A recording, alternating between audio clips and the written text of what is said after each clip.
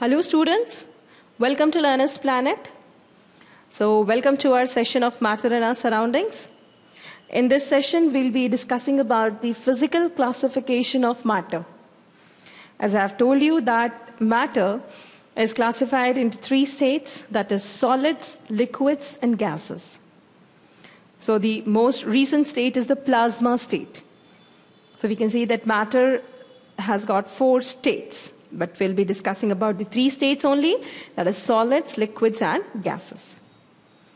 Right? Plasma state, it is the ionized gases, the ionized form of matter. And it exists at very, very high temperatures. So let's start our session here, students.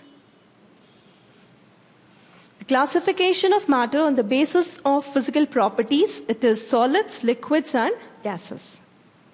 So let's discuss about the properties of solids, liquids and gases as well. Properties of different states of matter. First is the solid state. See, solids have got fixed shape and also the fixed volume. Now let's take up the other properties. The first property is solids are rigid and have negligible compressibility. Why so? Why they are rigid? Why they've got negligible compressibility? See, you can't compress a crystal of sugar. You can't compress a piece of wood. You can't compress an iron nail. Right? It can be iron nail, but you will require a large amount of force. It will break, but it will not get compressed. They are rigid also. What is the reason? Molecules are closely spaced, and the intermolecular separation is very small, which cannot be reduced further. Say, if I'm taking a crystal of sodium chloride, a crystal of sodium chloride.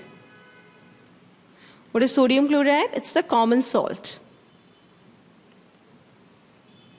Right? Now the crystal, it consists of the particles closely spaced. See the arrangement of particles within it. It's like this closely spaced or packed. Of course, not overlapping each other as I am doing, but they are closely spaced. Now can I compress it? No, it's that they are occupying the space in a maximum manner. They've got a hexagonal packing arrangement. And above it, there is another layer. Right. So I can't compress it. So if I'm taking this another layer, there will be another set of particles placed above. So they are so closely spaced. The intermolecular separation is very, very less. How can I compress it anymore?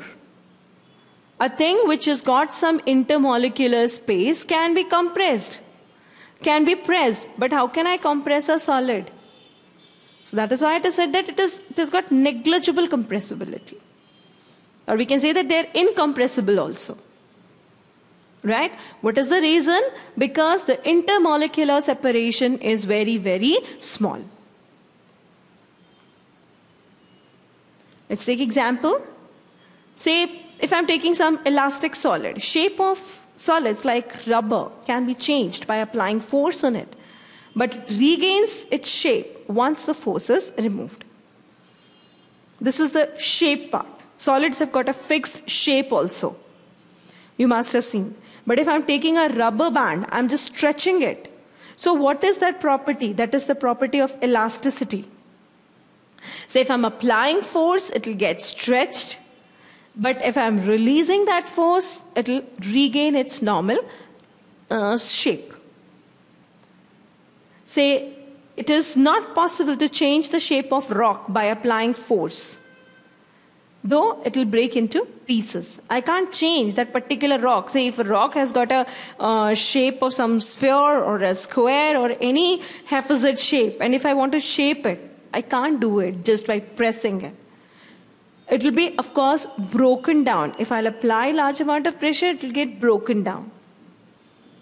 Then I can get the shapes. But that intact rock cannot be shaped. There is one more solid, that is sponge. You can easily compress sponge. Why? Because of its porous nature. But it also regains its shape once the force is removed. So this sponge is what? Sponge is porous. You must have seen, it has got large amount of pores in it. Now in that pores, air is filled. Now if you're compressing it, it'll get compressed obviously. But as soon as you'll remove the force, it'll regain its shape. Right? So the solids are rigid and have negligible compressibility, or you can say that solids are incompressible. See, in any solid you can say a small amount of intermolecular space is there, very, very small, so it can be compressed. That's why the word negligible is there. Now let's take its another property. Solids have fixed shape and definite volume. Why so? The intermolecular force of attraction is very strong. The molecules are strongly held and arranged in order. In order means there is a definite order of arrangement. As we have seen here, the crystal of sodium chloride, or any crystal, the crystal of zinc sulfide, or any crystal you can take, the particles are orderly arranged. They have got some order. Like this. This is the arrangement of particles. They are orderly arranged and they are closely spaced. So if I take up water, the particles, they don't have any orderly arrangement. So we say that the crystals, they have got long range order.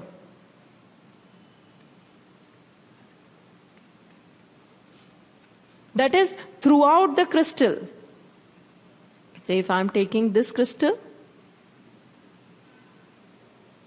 so throughout this crystal there is this order, that is the hexagonal order is there. Hexagonal order of arrangement is there. Right? It is throughout this crystal.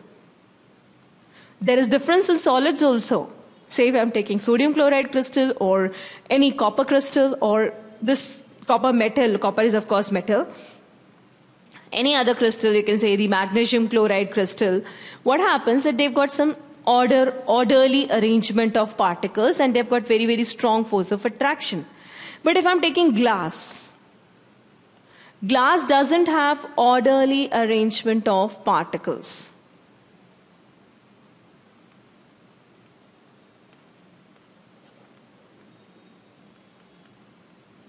Right?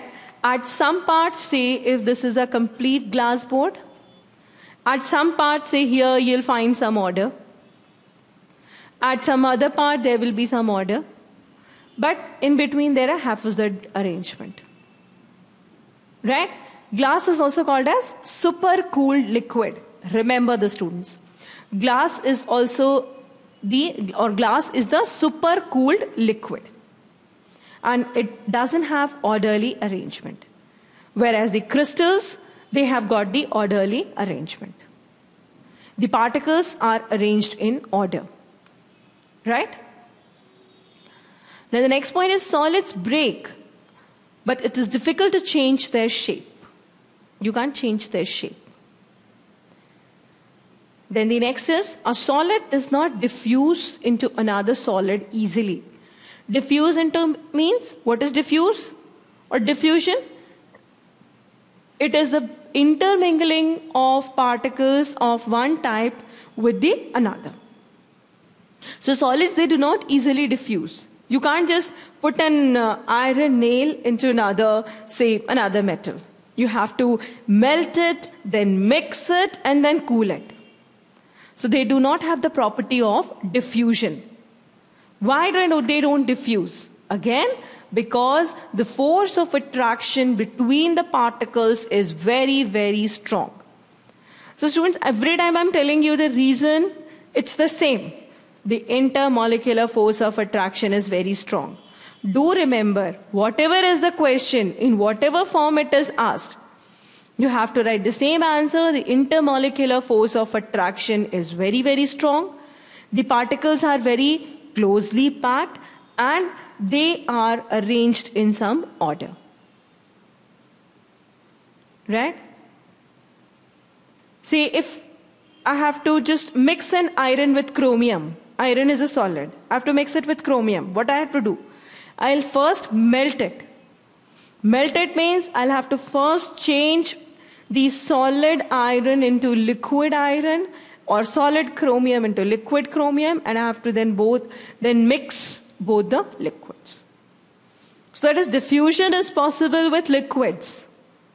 Why so? Because the intermolecular force of attraction in liquids is less as compared to solids. A solid does not flow and can be stored in a container. Again, the intermolecular force of attraction is so strong that molecules do not flow and leave the surface of the solid. So again, this is the intermolecular force of attraction. Right? So you can take ice crystal, or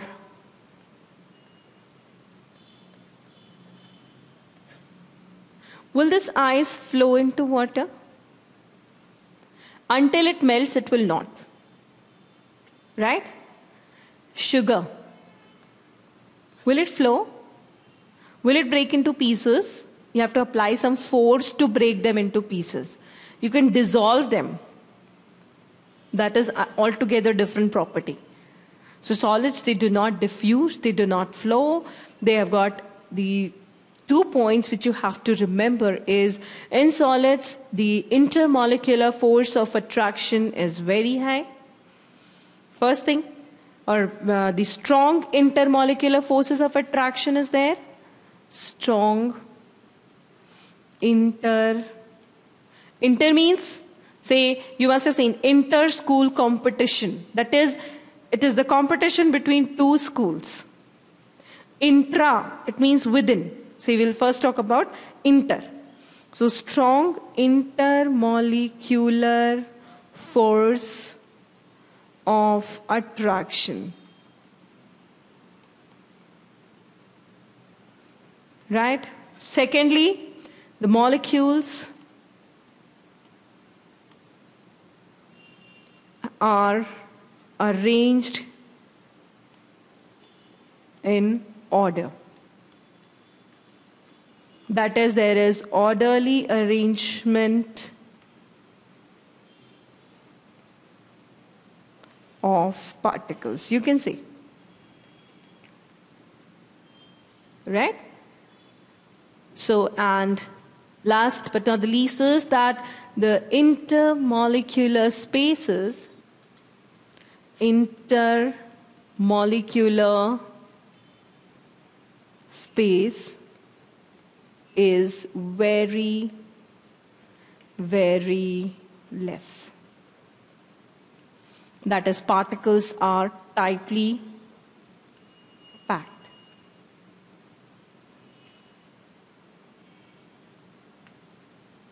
Right? So these are the characteristics of solids.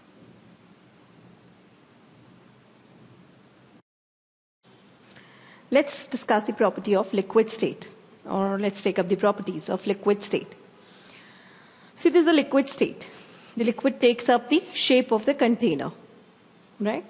It has got a free surface and fixed volume. Now, liquids have fixed volume but no fixed shape. Why so? Because the intermolecular force of attraction is weak. The molecules are not arranged in order. In case of solids, we saw that the particles of the solid, they have got specific arrangement. They are orderly arranged. Right? They are arranged orderly and the intermolecular space is very, very less. Secondly, if I'm taking a cube like this cube, then the smallest area of the cube, see this, the arrangement the arrangement in this smallest area of cube will be repeated throughout the cube. Right? Say if I'm taking the smallest square unit from this particular cube, that is, say if I'm taking this cube, whatever is the arrangement of particles in this cube will be repeated throughout the crystal. That is, they are having an orderly arrangement. But in case of liquids, the particles are not very close. They are not stacked together. Secondly, the force of attraction between these molecules is very, very less. Say I had taken the example of NaCl crystal. Right? Now there is one Na plus ion at the center, and I'm telling you about the arrangement of sodium and chloride ions in its crystal. It's one Na plus ion at the center, and there are 6 Cl minus ions.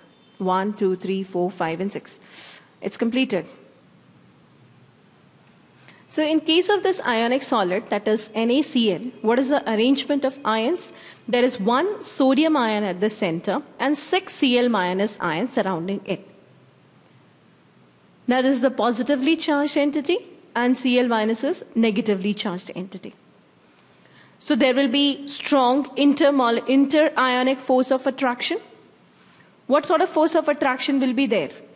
The force of attraction between the two charges, that is the positive charge and the negative charge. So there is a strong electrostatic force of attraction.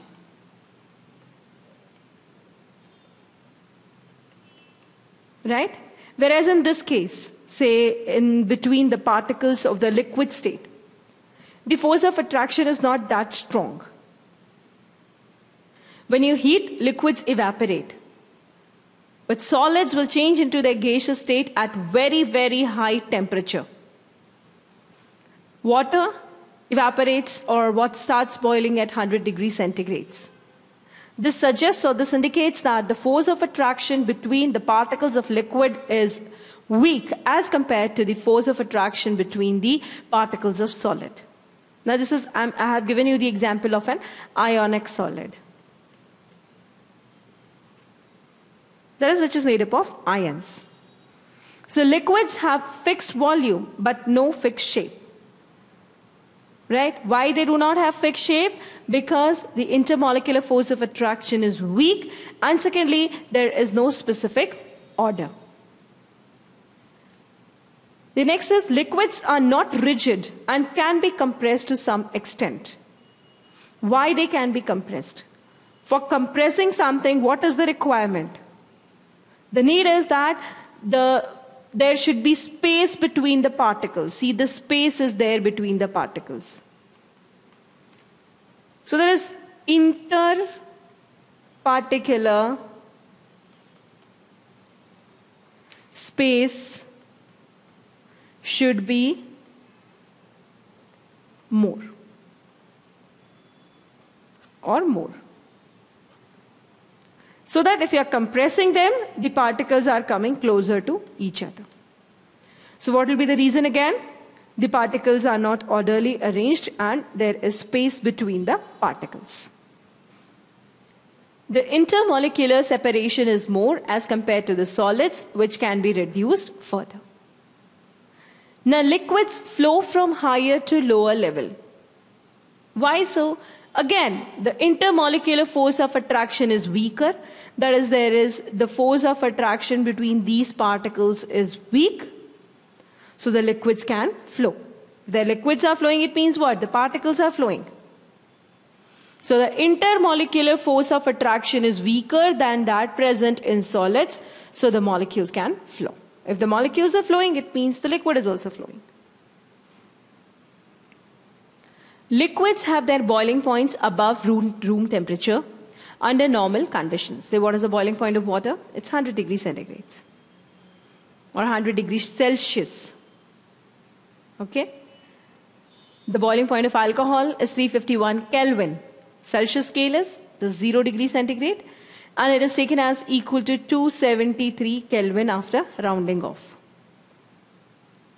Right? So boiling point of water is 100 degrees Celsius, or it is 273 plus of 100, and it will give 373 Kelvin. The boiling point of alcohol is 351 Kelvin, I suppose. It's approximately. Now, solids, liquids, and gases can diffuse into liquids. Of course, say, if gases will not be able to diffuse into liquid, how will the aquatic life survive? Aquatic life, that is the fishes, they need to breathe in, they need oxygen. Plants need gases. So if gases are not diffused into liquids, then there will be no aquatic life.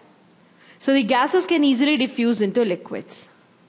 Again, there is space between the particles in liquid state. So the gases, they diffuse into liquid, that is they move. Gases diffuse into liquid, that is the particles of gases, they intermingle with the particles of liquid.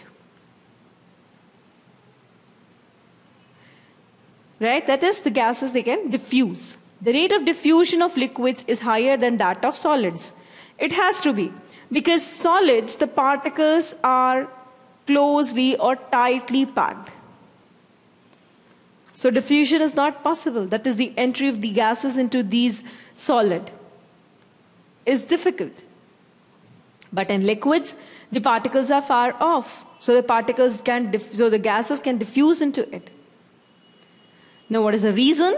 This is due to the fact that in the liquid state, particles move freely and have greater space between them as compared to particles in solid state.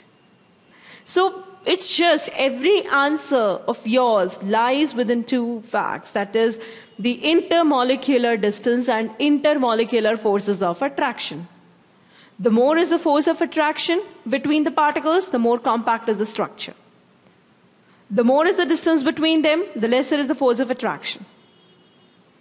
And the other properties are related to it. Say gases diffuse to a great extent because the particles, there is negligible force of attraction between the particles. According to kinetic theory of gases, there is negligible force of attraction between the gases. Right? So that is, the particles, they are free of each other and they can move. So what is the basic difference between the solid state and the liquid state? It is that in solid state, the intermolecular forces of attraction is very strong, right? Whereas in liquid state, the intermolecular force of attraction is weak as compared to gases. In solid state, there is orderly arrangement of particles. In liquid state, it's not like that. In solid state, intermolecular spaces is very less. Whereas in liquid state, the intermolecular space is large, but less as compared to gases. Now let's take up the properties of gases. The third state of matter, that is gases. Now gases, they take the shape of the container, right? They have the volume of the container. Now the gases, the property of gases. Gases are highly compressible. That is, gases can be compressed easily by applying pressure. So if pressure is applied, the gases will compress. Say if I'm applying some pressure, say if I have taken this vessel and I have taken some gas particles or gas in it, any gas, it can be nitrogen gas. Now if I'm applying pressure by some piston,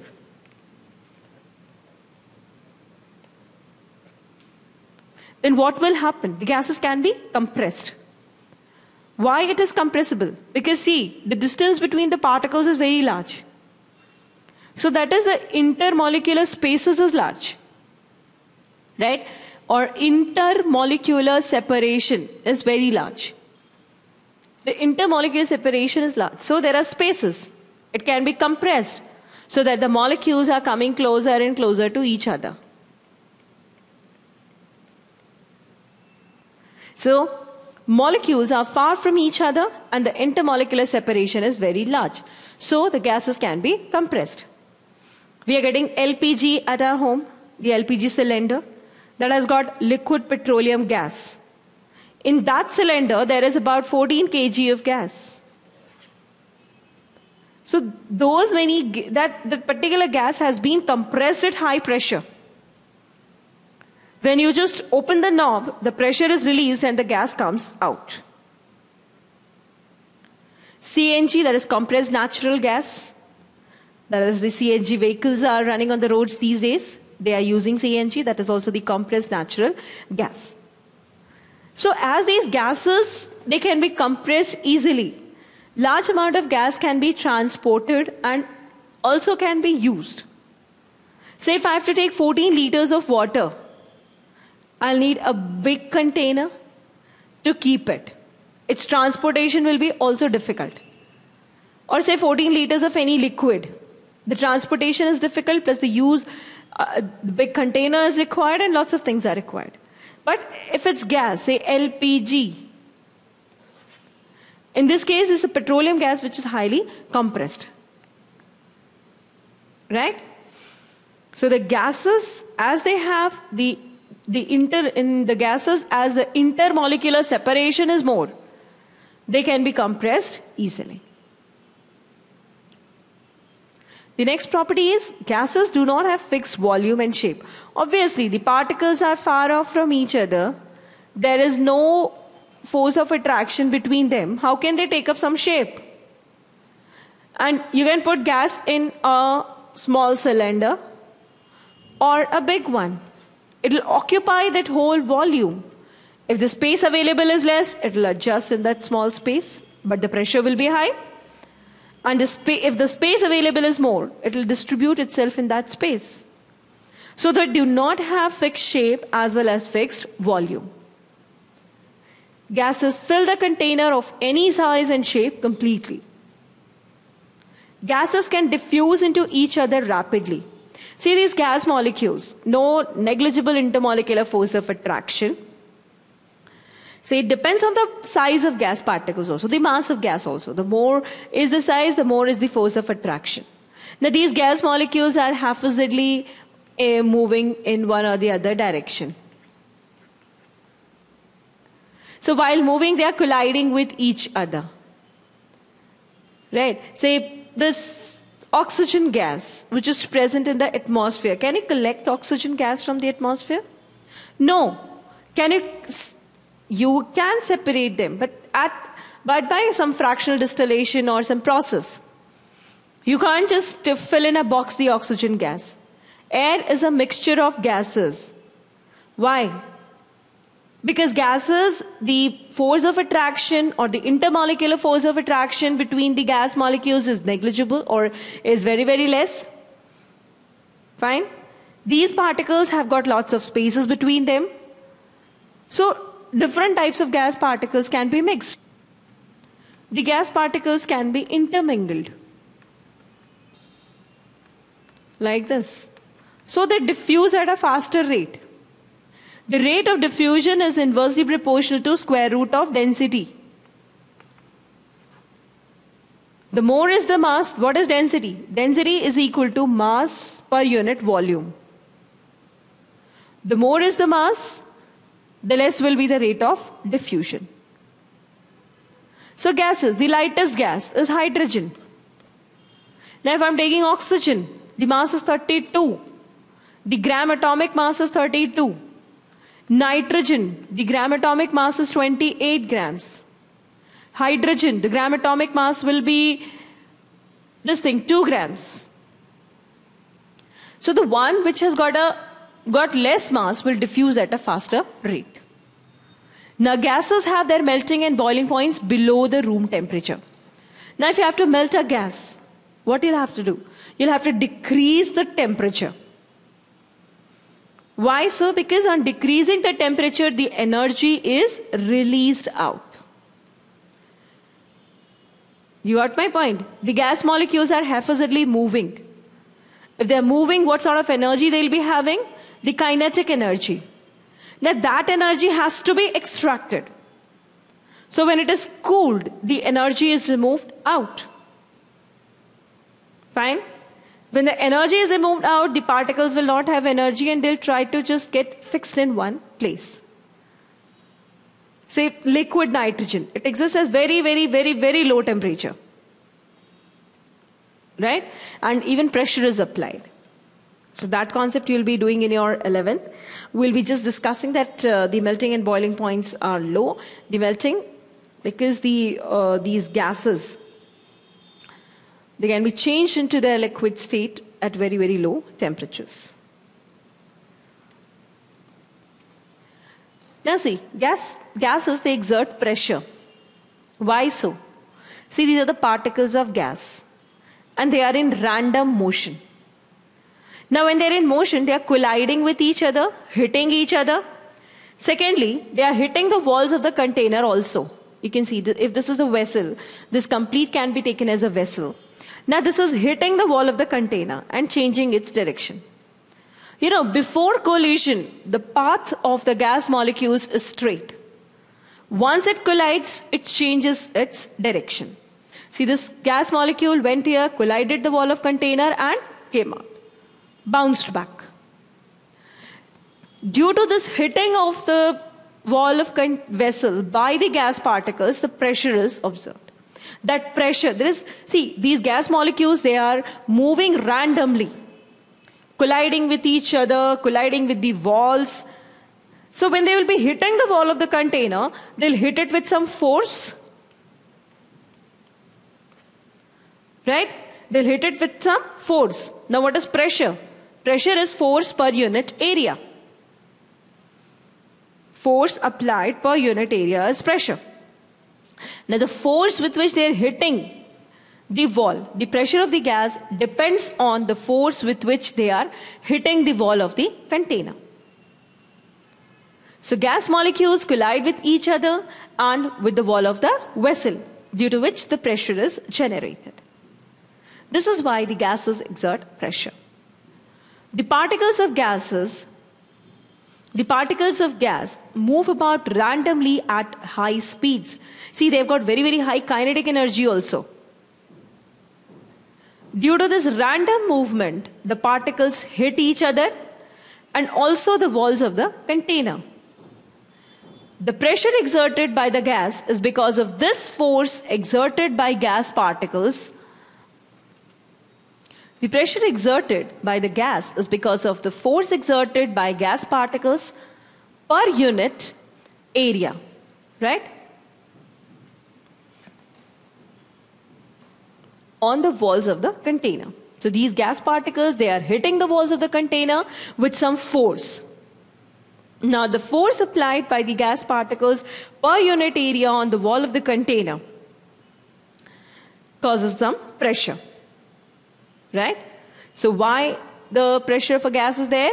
The pressure exerted by the gas is because of this force exerted by gas particles per unit area on the walls of the container. Understood? Just remember one thing, that the gas particles, they are in random motion.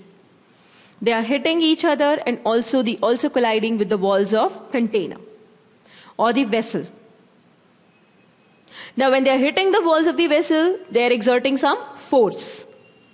Now that force applied per unit area causes the pressure. Right? So now I'll be concluding this session, students. I hope you have enjoyed this session. In the next session, we'll be discussing about the change in states of matter. Say, matter can be changed from one state to another. That is, from solid to liquid, liquid to gas. And the reverse also, liquid to solid, gases to solid. So by changing the temperature and pressure, the state of matter can be changed. So we'll be discussing about this in the next session. Thank you, students. Thank you for listening patiently, and do have a nice time ahead.